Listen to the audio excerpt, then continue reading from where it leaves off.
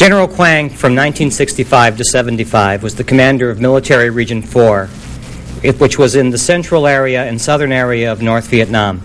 It extended from Tan Hoa, where the Soviets had built an airfield called Bai Thung, where they had a number of advisors and experts who coordinated with flights from the area around Hanoi to the Sam Nua area to the Vieng Sai area of Laos, which is significant because of the movement of American prisoners from these various bases between Vietnam and Laos.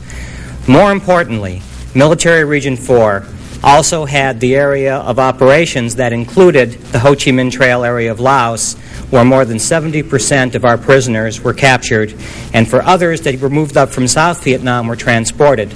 General Quang's headquarters, which was at Vinh, and they had a secondary headquarters at Nha An, which was closer to the Lao border, would have had records, documentation, and all type of cable traffic, landline cable traffic that our people intercepted on the movement, capture, and holding of American prisoners in those areas.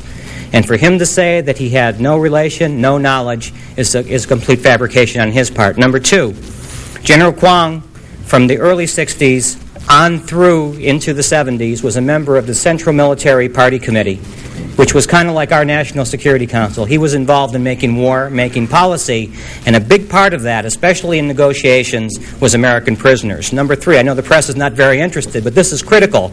If you're going to get honest answers for the Vietnamese, you have to hold them accountable to the truth. Okay? General Quang in the 1950s was the director of the Enemy Proselytizing Department, which was the organization in the Vietnamese military responsible for holding American or French prisoners at that time, but later on the American prisoners.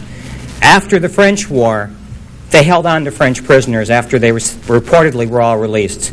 More importantly, the Enemy Proselytizing Department, Vietnam saw all of Indochina as one battlefield.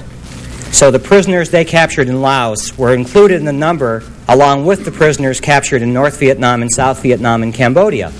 This is essential when you look at the numbers in his document.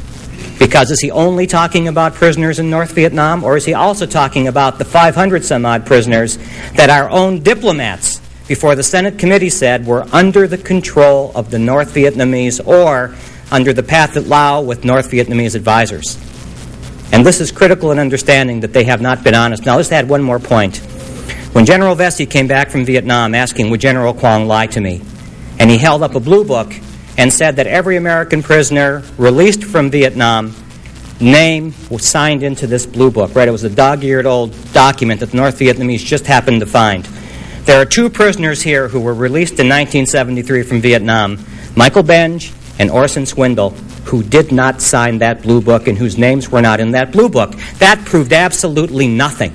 And for General Vesey to tell the press that proved that all American prisoners were returned is, on his part, disingenuous, and it also shows he is not competent to be in the position of dealing with the Vietnamese.